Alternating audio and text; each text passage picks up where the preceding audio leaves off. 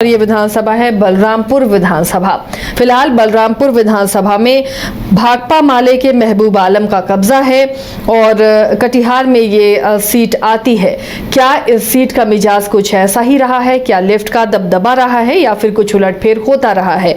तो बलरामपुर का इतिहास और रिकॉर्ड क्या रहा है? रंजन जी, अगर आप स्कैन करते हैं तो बलरामपुर की कहानी क्या बताती है? देखिए, जब आप बलरामपुर विधानसभा सीट जो कि कटिहार जिले में है और कटिहार लोकसभा क्षेत्र के अंतर्गत जो 6 विधानसभा हैं उसमें से एक विधानसभा सीट जो है वो बलरामपुर भी है।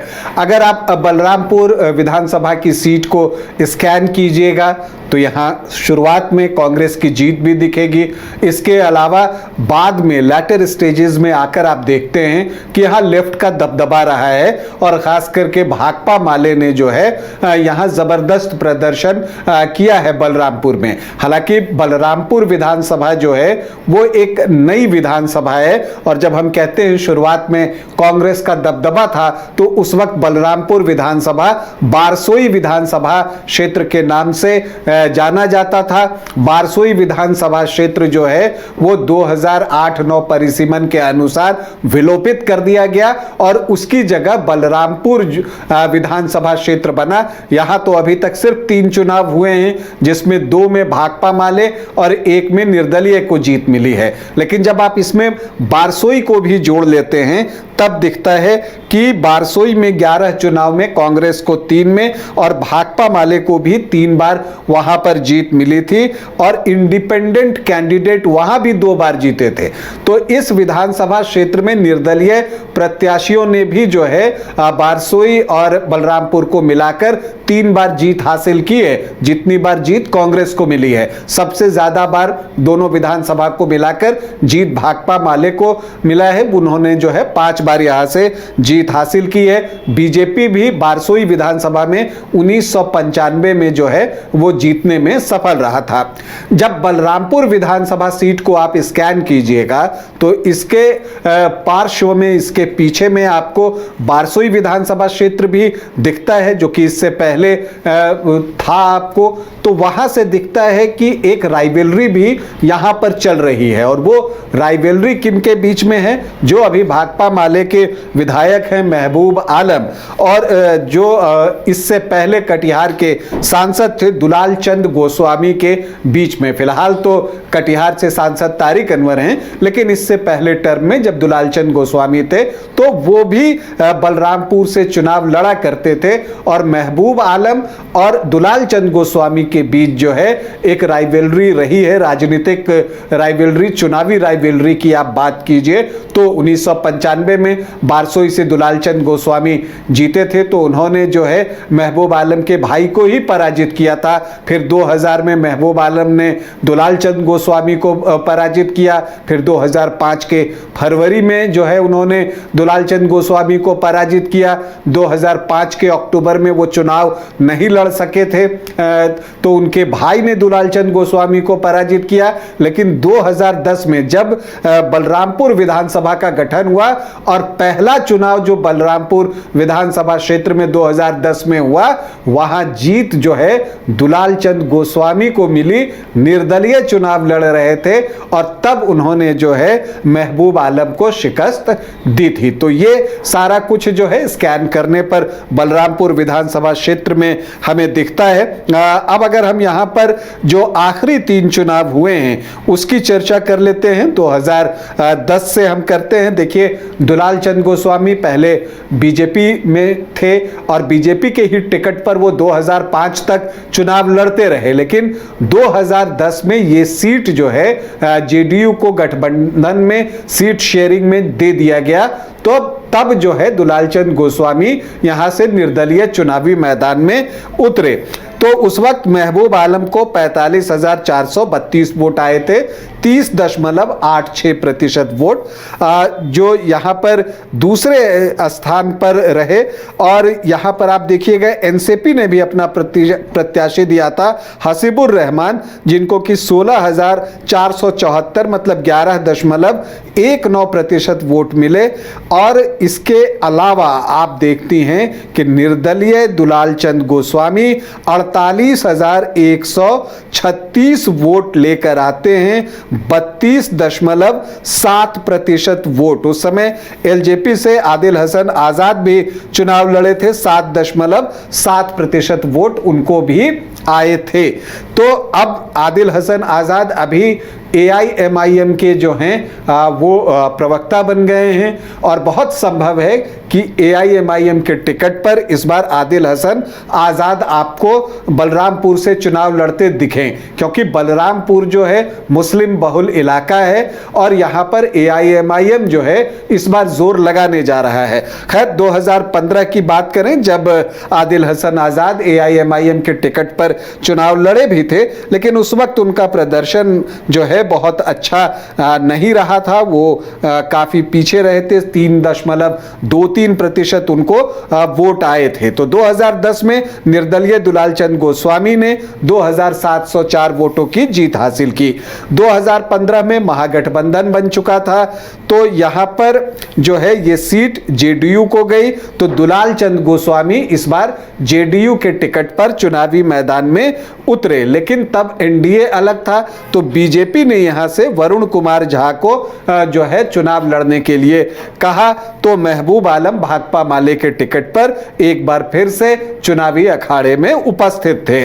तो होता क्या है, महबूब आलम को आता है 62,513 वोट, मतलब कि 31.7% वोट। यहां पर दूसरे स्थान पर वरुण कुमार झा रहे, जिनको 42,094 वोट आए, मतलब 21.34% वोट।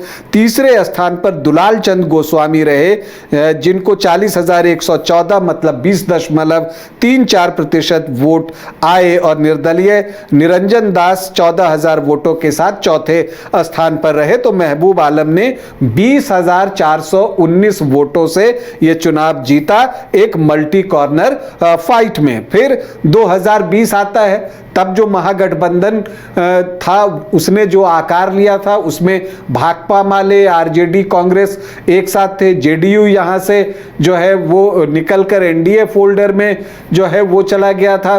तब यहां पर जो है NDA की तरफ से VIP को यह सीट दी गई और वरुण कुमार झा, जो कि पिछला चुनाव बीजेपी के टिकट पर लड़े थे, उन्हीं को प्रत्याशी बनाया गया। LJP ने संगीता देवी को चुनावी मैदान में उतारा। तो यहां पर एक निर्दलीय प्रत्याशी मोहम्मद जिन्ना भी थे। महबूब आलम को आए 1,04,489 वोट और उनका मत प्रतिशत 50% को क्रॉस करता हुआ 51.1% पर पहुंच गया। जबकि दूसरे स्थान पर रहे VIP के वरुण कुमार झा, जो 50,892 वोट लाने में कामयाब रहे, 24.9%। संगीता देवी 8,949 वोट, 4.4%। और मोहम्मद जिन्ना को भी 4% वोट आए, 7,878 वोट। तो फिर से एक फाइट यहां पर मल्टी कॉर्नर ही हुई, लेकिन 51% वोट लाकर महबूब आलम ने शायद बिहार की सबसे बड़ी जीत हासिल की होगी, 53,597 वोटों की। तो ह्यूज मार्जिन उनके लिए है। अब 2025 में क्या होगा, अगर आप इसे देखें तो देखिए यहां पर NDA से कौन लड़ेगा यह तय करना है, महागठबंधन से कौन लड़ेगा यह बताने की जरूरत नहीं। महबूब आलम ही प्रत्याशी होंगे। हालांकि अन्य कई दावेदार अपनी दावेदारी पेश करते हैं RJD से या अन्य पार्टियों से, लेकिन यह तय है कि भाकपा माले को ही यह सीट जाएगी। कोई 53,597 वोटों की जीत है, तो महबूब आलम ही प्रत्याशी होंगे। तो अगर आप बात कीजिए, तो अगर JDU से हम बात करें तो एक जो चर्चा है, आप मानकर चलिए, एक अनुमान आप लगाते हैं कि चूंकि दुलाल चंद गोस्वामी का यह विधानसभा क्षेत्र रहा है, इस बार वो लोकसभा का चुनाव हार गए हैं, तो क्या दुलाल चंद गोस्वामी और महबूब आलम की जो एक चुनावी राइवलरी रही है, क्या वो 2025 में हमें फिर से देखने को मिलेगा? ये देखना जो है दिलचस्प होगा। इसके अलावा जेडीयू से रोशन अग्रवाल हैं और भी कुछ लोग जो हैं जेडीयू से यहाँ दावा ठोकते हुए दिख रहे हैं। बीजेपी से वरुण कुमार झा हैं, वीआईपी के टिकट पर पिछला चुनाव लड़े थे लेकिन फिर वो बीजेपी में शामिल हो गए हैं। और एलजेपी से संगीता देवी जो पिछला चुनाव लड़ी थी वो भी दावेदार हैं। लेकिन यहां पर लगता है कि अगर दुलाल चंद गोस्वामी तैयार हो जाते हैं तो उनको जेडीयू की तरफ से उतारा जा सकता है। और एआईएमआईएम इस बार तो चुनाव लड़ेगा। 2020 में उसने चुनाव नहीं लड़ा था, 2015 में लड़ा था जब 3.23% आए थे। लेकिन 2015 और 2025 के एआईएमआईएम में फर्क है, सीमांचल में खास करके। और इस बार आप देखती हैं कि असदुद्दीन ओवैसी ने 4 के बदले 24 का एक स्लोगन दे दिया है। इसके अलावा एआईएमआईएम ने महागठबंधन से अपील की थी कि उन्हें भी महागठबंधन में स्थान दिया जाए, वो नहीं दिया गया है। तो अब इन बातों को एआईएमआईएम निश्चित तौर पर लोगों के बीच लेकर तो जो है वो जाने। एआईएम उतरता है इस सीट पर तो फिर मुकाबला कैसा देख पा रहे हैं? देखिए, यहां पर एआईएमआईएम उतरता है तो उसके प्रदर्शन पर निर्भर करेगा, क्योंकि यहां पर जो मुस्लिम वोटर्स हैं वो लगभग 61% के आसपास हैं, 60.8%। तो अगर वो एक तरफ होकर वोट कर दें तब तो यहां पर परिणाम पहले से पता है कि क्या होगा। लेकिन अगर एआईएमआईएम, जनसुराज, अगर 3-4 स्ट्रॉन्ग मुस्लिम कैंडिडेट होते हैं और अगर वहां पर बंटवारा होता है और जो बाकी वोटर्स हैं वो एक तरफ गोलबंद होते हैं, तभी परिणाम बदल सकता है। जैसा कि 2010 में आप देखती हैं कि जब निर्दलीय दुलाल चंद गोस्वामी जीते थे तो एनसीपी के हबीबुर रहमान भी 11% वोट ले आए थे, मोहम्मद सिद्दीकी जेडीयू के थे, फिर अन्य प्रत्याशी थे, आदिल हसन आजाद थे, वो 5.5% ले आए थे। तो मल्टी कॉर्नर फाइट खुली थी और उसमें मुस्लिम प्रत्याशी ज्यादा थे। चूंकि मुस्लिम बहुल इलाका है तो मुस्लिम प्रत्याशी भी ज्यादा होते हैं यहां पर, तो उस पर यहां का परिणाम जो है वो बहुत कुछ जो है निर्भर करेगा। यहां का जातीय समीकरण जो आप देखते हैं तो जो एससी हैं, अनुसूचित जाति 7.1% और मुस्लिम जो हैं वो 60.8%, मतलब लगभग 61% के आसपास हैं। और लोकसभा चुनाव का परिणाम देखिए, तारिक अनवर को बलरामपुर में 60.99% वोट आए हैं, मतलब 61% आपको वो दिखेगा। और दुलाल चंद गोस्वामी को यहां से 32.5% के आसपास वोट मिला था। तो अगर आमने सामने की लड़ाई हुई तो परिणाम पहले से सबको पता है। अगर मल्टी कॉर्नर फाइट होती है, अगर जनसुराज भी कोई स्ट्रॉन्ग कैंडिडेट देता है, एआईएमआईएम पूरी मजबूती के साथ लड़ता है और जो उसने स्लोगन दिया है उसको चरितार्थ करने की कोशिश करता है, तब यहां का चुनाव जो है वो दिलचस्प बनेगा।